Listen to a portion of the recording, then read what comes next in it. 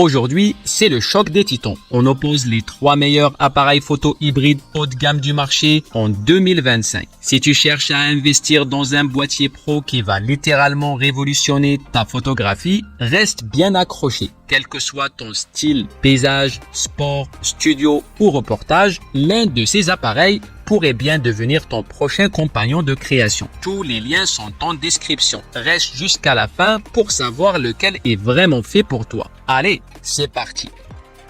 Sony Alpha 7RV, le roi de la résolution. Le Sony Alpha 7RV impressionne direct avec son capteur Exmor RBSI de 61 mégapixels, le plus défini du comparatif. Le tout dans un boîtier compact de 723 grammes, c'est l'appareil le plus léger des trois. Pensé pour les perfectionnistes, il est taillé pour la photo de paysage, d'architecture, de mode ou de studio. L'écran tactile orientable sur 4 axes, un vrai bonheur pour cadrer dans les angles les plus fous. Le viseur électronique, 9,44 millions de points. Une claque visuelle ajoute à ça une stabilisation 5 axes jusqu'à 8 stops et un autofocus boosté à l'intelligence artificielle capable de suivre les yeux des humains, des animaux, même des oiseaux en plein vol. En vidéo, 8K à 24p, 4K jusqu'à 60p, S-Log 3, 10 bits, double slot, CF Express, Type A et SD UHS-2. C'est du lourd, les points faibles, une rafale à seulement 10 images par seconde et des fichiers très lourds. Donc prévois une bonne machine pour le post-traitement.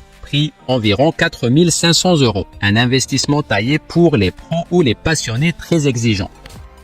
Canon EOS R5 Mark II reprend un modèle déjà excellent et le booste à fond. Son capteur BSI empilé de 45 mégapixels lui donne une réactivité folle. Poids 740 grammes, légèrement plus que le Sony, mais toujours très portable. Le gros highlight, 30 images par seconde en rafale électronique, 3 fois plus rapide que le Sony et un rolling shutter très bien contrôlé. C'est clairement un monstre pour le sport, l'action ou la photo animalière. Stabilisation 8,5 carrés.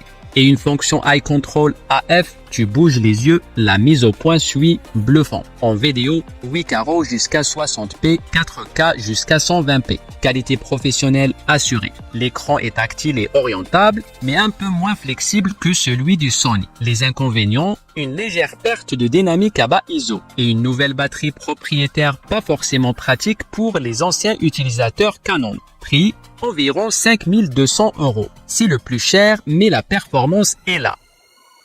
Nikon Z8, c'est comme un Z9 en version plus compacte. Il embarque presque tout ce qu'on aime chez son grand frère dans un format plus maniable. Mais attention, 910 grammes sur la balance. C'est le plus lourd ici, mais la construction est ultra solide et l'ergonomie Nikon est toujours au rendez-vous. Capteur rétroéclairé de 45,7 mégapixels avec un ISO natif à 64 pour une dynamique au top. 20 images par seconde en RAW complet jusqu'à 120 images par seconde en JPEG 11 mégapixels.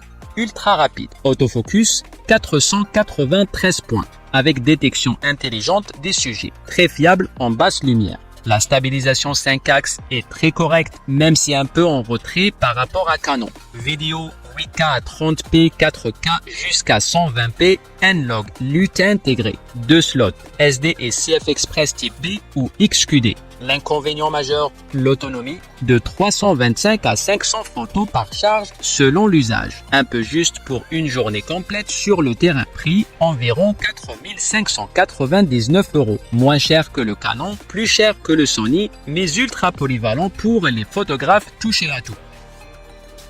3 bêtes, 3 philosophies, Sony pour la définition extrême, Canon pour la vitesse et la vidéo, Nikon pour la polyvalence et la robustesse. Le choix dépend de ton style, de tes besoins et de ce que tu veux raconter avec tes images. Alors, lequel te fait rêver? Dis-le nous en commentaire. Et surtout, abonne-toi pour ne pas rater les prochains comparatifs. À très vite pour une nouvelle vidéo.